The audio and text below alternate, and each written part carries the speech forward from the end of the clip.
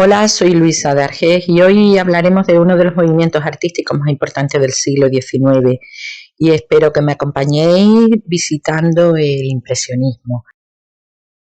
El impresionismo, o en concreto su denominación, viene definida por una crítica feroz que realizó uno de los críticos de arte franceses más reputados de la época, Louis Leroy, ante la visión de un cuadro de Monet llamado Impresión Sol Naciente, obra que consideraba inacabada.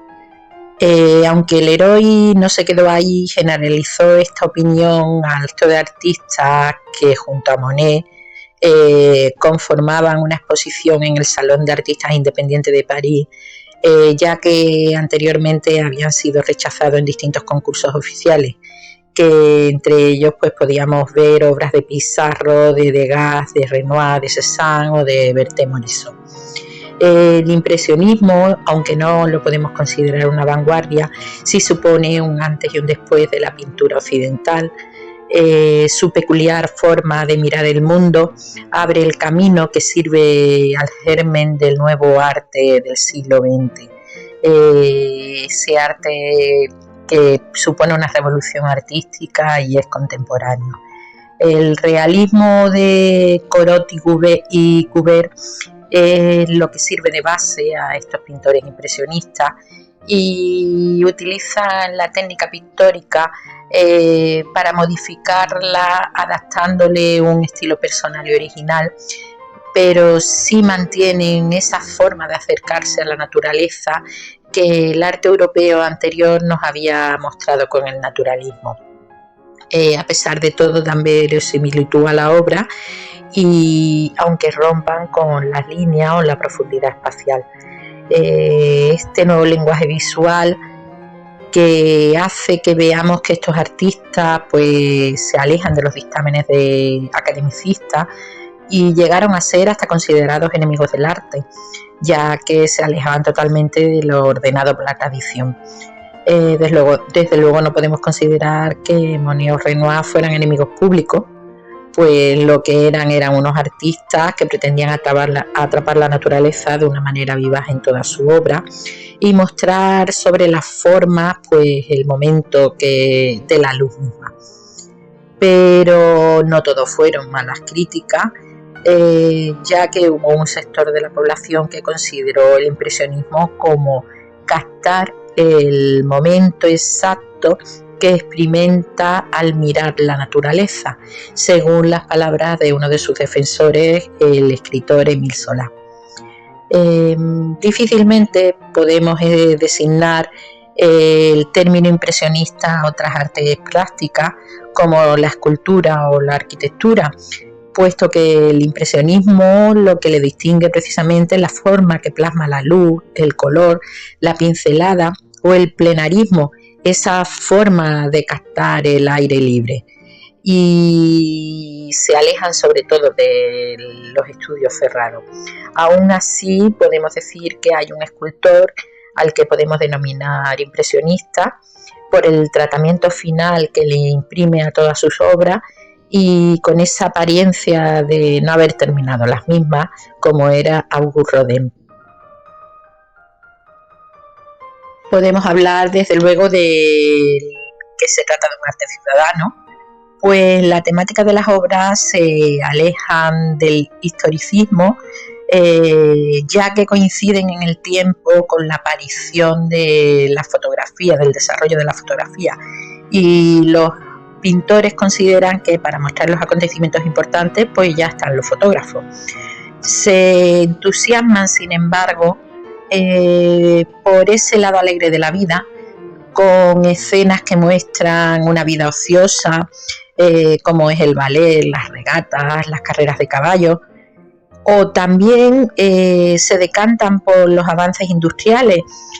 Todos recordaremos esos cuadros con barcos de vapor o locomotoras, ambos con esas chimeneas y largas nubes de humo que lo envuelven y que se convierte en otro de los temas recurrentes de los pintores impresionistas, pero sin duda alguna es la naturaleza con las imágenes del sol al amanecer o al atardecer, árboles reflejados en el agua, pues los temas principales de estos artistas que además muestran una gradación tonal perfecta en estas obras. En definitiva, podemos decir que el aspecto formal del impresionismo es la búsqueda de ese nuevo lenguaje que se basa en un naturalismo extremo. Es la visión que tienen de los grandes paisajistas ingleses como Constable, que da pie al trabajo de los impresionistas, o Turner, del que toman la forma de mezclar los amarillos y rojos y la manera de difuminar, pues es lo que ayuda a la pintura impresionista. El método de trabajo pues era bien fácil, salir a los espacios libres y abiertos, de forma que los cambios que sufrían los objetos bañados por la luz natural pues creaban una sensación especial.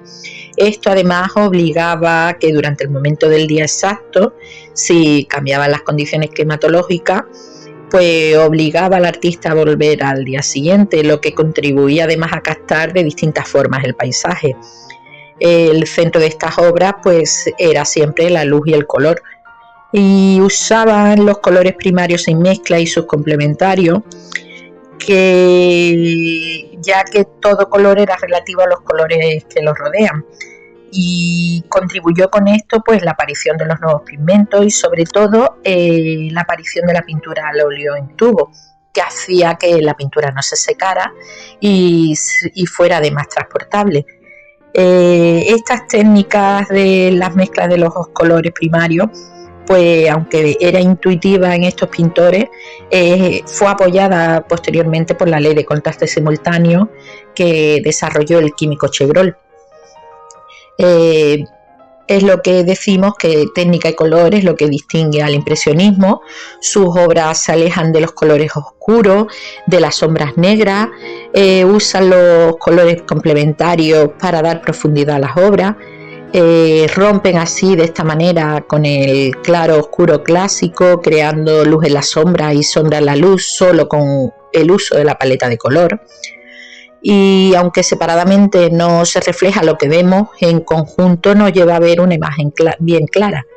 La pincelada las rompen con espontaneidad, se dan toques sueltos, dándole además la impresión de presentar obras inacabadas con esta manera de usar el pincel.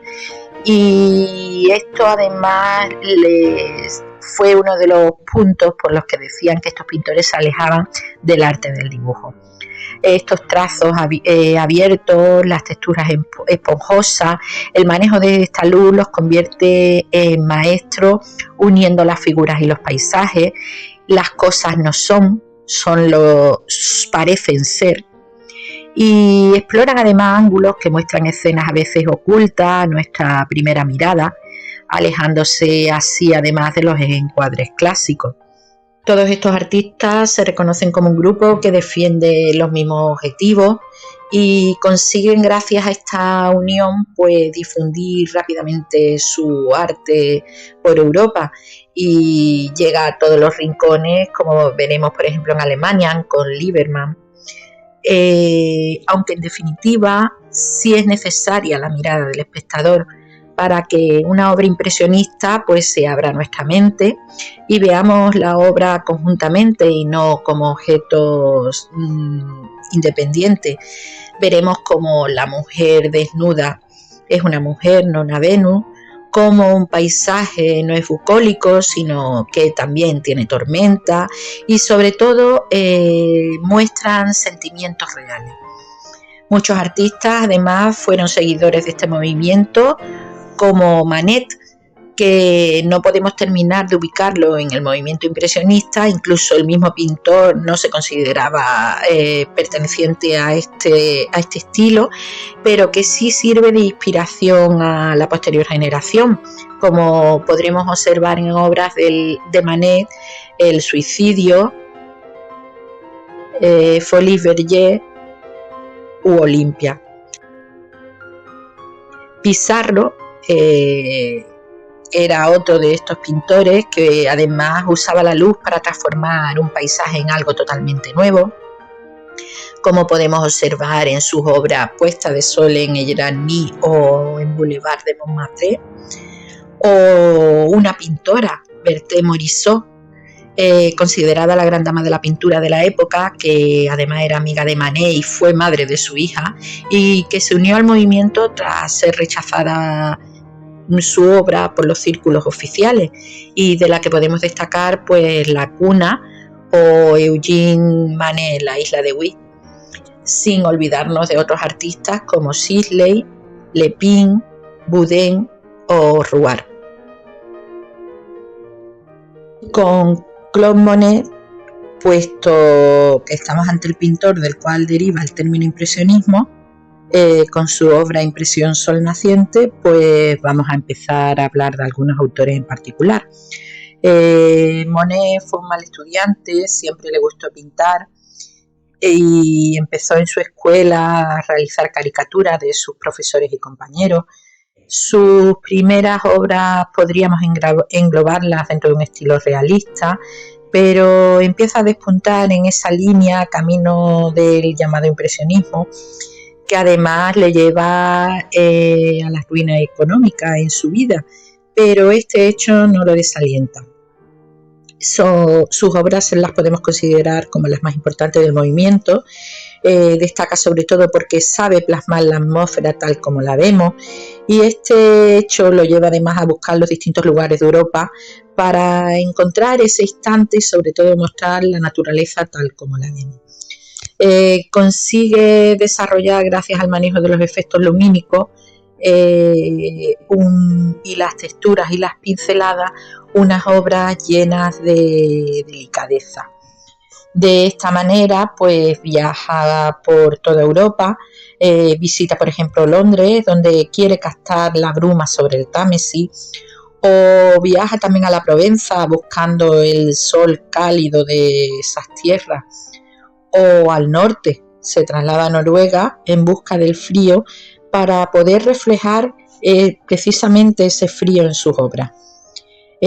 Sabe proporcionarle tridimensionalidad a todas las obras y también crea escenas vibrantes. Podemos decir además que fue el maestro de la pintura rápida, pues sabía captar escenas de gran dinamismo y con una rica luminosidad, como podemos observar en la obra Mujeres en el Jardín, que además consigue integrar a esta muchacha dentro de la naturaleza de una forma clara y espontánea. La mítica obra Impresión Sol Naciente, que pintó en Le Havre, pues capta el momento justo del amanecer con el tono rojizo del sol naciendo, y lo consigue realizar en una obra de pequeño formato, mostrándonos los destellos reflejados sobre el agua. Y cuando hablo del formato, pues tengo que decir que este hecho es muy importante, pues significativamente el momento del amanecer es un movimiento tan rápido y fugaz que no podría desarrollarlo en una obra de mayor tamaño. Los primeros años de su carrera pues los pasó en Argentil, y consigue apreciar, es donde aprende sobre todo los efectos de la luz sobre el agua de distintas perspectivas, navegando en un barco que era de su propiedad, y donde además perfecciona este tipo de pintura rápida. Estos primeros años de su carrera argentil pues los vamos a ver reflejados en años posteriores en su técnica. Tras algunos problemas familiares pues se traslada a Giverny, y es en esta etapa donde su pintura se vuelve más compleja, abandonando esa frescura de la pintura rápida y realizando obras más profundas que incluso tardaba en realizar años. Es precisamente durante esta etapa cuando se siente más incomprendido, ya que la crítica veía una obra de colores más intensos y que se alejaban de la realidad de la naturaleza que conocíamos de sus primeros años. Monet a lo largo de su carrera sufrió algunos altibajos y fue apoyado siempre por el marchante Paul Durand-Ruel. Con él fue cuando empezó a trabajar la famosa serie, que consistía en realizar la misma obra bajo distinta iluminación, creando diferentes visiones de la misma, y que además consiguió con este tipo de trabajo pues el reconocimiento público que ansiaba. Estas series pues las podemos ver en la famosa de los Almiares, con los almiares en las puestas de sol, almiares nevados, almiares al atardecer, o la famosísima de la Catedral de Rouen, de la que realizó hasta unos 50 obras, y siempre dijo que con la catedral podía haber realizado muchas más, porque mostraba así las distintas variaciones de luz y color que se reflejaban en la fachada. Precisamente cuando se trasladó a Giverny, se fue a una casa con unos grandes jardines y mandó construir en ellos el famoso puente japonés, que también fue objeto de su obra, y todo el tiempo que dedicó a la construcción de su jardín lo veremos reflejado precisamente en la multitud de obras que de esta construcción fueron surgiendo. De aquí son la famosa serie de los nenúfares sobre el agua, y que los realiza con formas disueltas. Las manchas de color se diluyen precisamente, y descubrimos el Monet innovador. La pintura de Monet podemos resumirla que es un fruto de la pintura moderna, que muestra un concepto nuevo de la realidad y utiliza además su memoria visual para acabar con todas sus composiciones. La obra de Monet no solo fue inspiración de los demás pintores impresionistas como Renoir o Sisley, fue también fuente para escritores como Proust o cineastas como Sacha Guitry. Hablaremos ahora de Renoir, que fue además coetáneo de Monet y amigo suyo, y nos encontramos con ese pintor que supo captar la vida burguesa del momento francés. Era de familia humilde, siempre desarrolló su espíritu artístico, incluso jugaba a los pies del Louvre, en donde no dudaba además de pasar horas, pero también las correrías por las calles de París pues le proporcionaron los modelos pictóricos, no solo los del museo. Su coincidencia en el taller de Gliry con Monet, Sisley y Bazille pues lo llevó a fraguar una amistad que duró hasta la muerte. Incluso se convierten estos amigos en apoyos del pintor en los momentos de penuria. Se considera además del grupo el mejor de los retratistas, llegando a inmortalizar a sus compañeros en obras individuales, como hizo con Sisley o Monet, o al grupo de amigos en el cuadro Moulin de la Galette. La obra de Renoir pues es considerada sensual, muestra siempre el lado divertido de la vida, donde la naturaleza es agradable, las escenas con mujeres que a veces son rotundas, nos recuerda a las mujeres que pintaba Rubens, que hace que no lo aleje del todo de la pintura clásica renacentista o barroca. Renoir es un pintor de color, de actitudes relajadas, de sonrisa, de lo intrascendente. Incluso decía que si no se divertía pintando pues dejaría de hacerlo. Niños y flores se convierten en un tema recurrente y que siempre lo mantiene cerca de la pintura tradicional, y con escenas que se parecen a la sociedad que nos mostraba esa pintura del rococó, como podemos observar en la obra La excursionista, o en otra obra, la de Madame Charpentier y sus hijos. Estuvo influenciado en sus primeras obras por Delacroix y Manet, y vemos este desarrollo de sus obras en el matrimonio Sisley, o en Lisa cosiendo, un retrato de Lisa Tebot, que fue su primera musa y el canon de belleza del artista.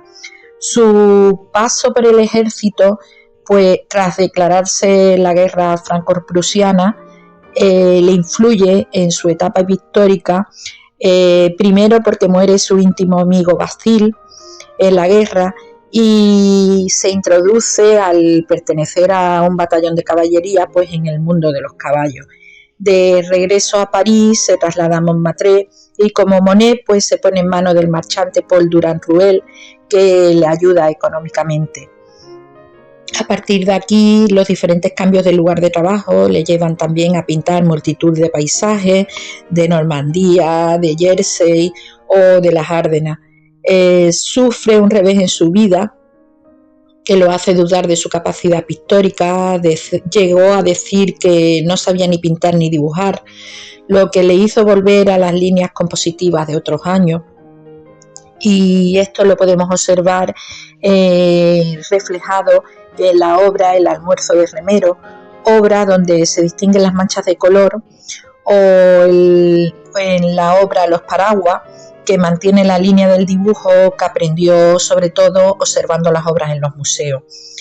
El final de su vida pues se le apareció tortuoso, la artritis le impedía pintar con la fluidez que tenía años anteriores, así que aprendió la técnica de atarse las manos con los pinceles para que no se les escaparan. Al final de su vida se trasladó a la Costa Azul, donde se dedicó a pintar sobre todo desnudos femeninos y a los que imprimía pues rotundidad y sensualidad, como lo vemos en La bañista durmiente o Baño en la roca. De estas obras llegó a decir además que no estaban terminadas hasta que la impresión de la obra le hiciera pellizcar las nalgas de las pintadas.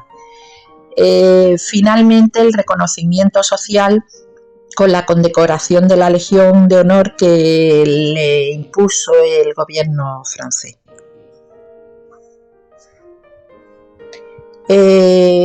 Para terminar con este apartado de la pintura impresionista, pues no podemos dejar de hablar de otro de los artistas reconocidos como fue Degas, que aunque no se consideró un impresionista al uso, lo que hacía con la pincelada y los colores pues lo engloba dentro de este periodo.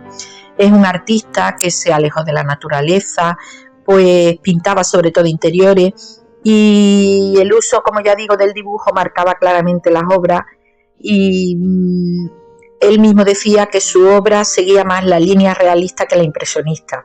Aún así, su obra refleja escenas de la vida del París del momento, donde la composición, la forma y el uso del color nos hace acercarnos mucho al impresionismo. En sus inicios pues vemos reflejado en su obra Ingres o Delacroix, y no olvidemos además que los primeros años los dedicó a pintar obras históricas, como observamos en Las jóvenes espartanas, donde sí ya vemos un alejamiento de la pintura clásica al uso. También se dedicó durante una etapa a los retratos, donde se distinguía sobre todo por la manera que reflejaba la tensión existente entre hombres y mujeres. Mientras ya empieza a observar la vida moderna que le rodea, que le lleva a estudiar, por ejemplo, las carreras de caballos, donde jinetes y caballos se convierten en el centro de su obra, o obras que recogen a mujeres trabajando, como modistas y lavanderas. Suelen ser mujeres fuertes, pesadas, pero donde él desarrolla la mayoría de su obra es en el mundo del ballet. Mujeres gráciles y etéreas, convertidas en verdaderas artistas, y las retratas ensayando, acicalándose, hablando. Además, estas obras se venden muy bien y le proporcionan una vida cómoda para él y su familia. A su vez, no dejó de pintar nunca escenas cotidianas que veían los cafés de la época o prostitutas y maleantes. Esta temática también lo llevó a modificar su técnica y su estilo, aportando a su obra colores más vivos y pinceladas más marcadas. Degas fue capaz de reflejar el comportamiento humano en toda su obra, nos muestra un magnífico manejo tanto del óleo como del pastel. Hace sus incursiones incluso en la técnica del grabado y sorprendentemente en la escultura, aunque solo expuso una de sus obras en la vida. El paso, además del óleo al pastel, le resultó muy fácil, sobre todo porque tenía problemas visuales al final de su vida, y este cambio no le impidió seguir mostrando la delicadeza del movimiento ni el abandono del dibujo por la facilidad del uso del pastel. Descubrimos además una persona en Degas de una gran memoria visual, casi fotográfica, su técnica que conseguía el desarrollo de unos interiores perfectos, y sobre todo eran fuente de su memoria los paisajes que a veces pintaba. En definitiva, la variación que realiza dentro de las composiciones y el tratamiento nos presenta siempre obras bien preparadas, donde se experimenta, donde utiliza diferentes técnicas, diferentes temáticas, pero nada queda al azar en la obra de Degas. Terminaremos este capítulo del impresionismo pues hablando de la escultura, como hablábamos al principio. Decíamos que difícilmente podíamos ver en otras artes plásticas reflejada el impresionismo, pero con la llegada de Auguste Rodin y su obra pues mostramos una pequeña excepción, o una gran excepción. El juego de luces y sombras que consigue plasmar en su obra pues proporciona el punto de fugacidad que refleja, por ejemplo, una obra de Monet. La naturaleza se convierte en el centro de atención, y la manera en que acaba las obras, abandonando determinados puntos y rematando otros, pues proporciona esa imagen de obra inacabada, pero que da una grandeza a la misma. Fue admirador de Miguel Ángel, pero se alejó de la escultura al uso del artista, y es la imaginación del espectador el que decide qué le gusta de su escultura. Rodin acaba con el término de visión única, pues su obra siempre tiene dos caras para el espectador. Tan importante es una en el frontal o tan importante es el anverso de la estatua. Rodin además no esculpía, pero sí modelaba. El modelado lo hacía de una manera magnífica, de forma que hacía moldes de arcilla o terracota y eran posteriormente pasados a bronce o mármol. Este trabajo lo dejaba a sus colaboradores, entre ellos podemos destacar a Camille Claudel, que fue su musa, su amante y una excelente escultora reconocida como tal. Años más tarde pues siempre vivió a la sombra del artista. Podemos decir que la revolución de la escultura empieza con Rodin. El tratamiento especial que le da a las formas, el modelado de los cuerpos femeninos, todo lo que realiza el artista es nuevo y rompe con las normas academicistas. Con su famosa obra La puerta del infierno consigue el éxito, además se convierte en el origen de obras tan emblemáticas como El pensador o El beso. La puerta del infierno es un encargo del gobierno francés para colocarla en la Escuela de Artes Decorativas, y se inspira en la obra de Dante, y algunos retazos podemos destacar dentro de esta puerta de la obra Las flores del mal de Baudelaire. Se inspiró Rodin para hacerla en la Puerta del Paraíso de Ghiberti, y la conforman entablamento, dos pilastras y dos hojas.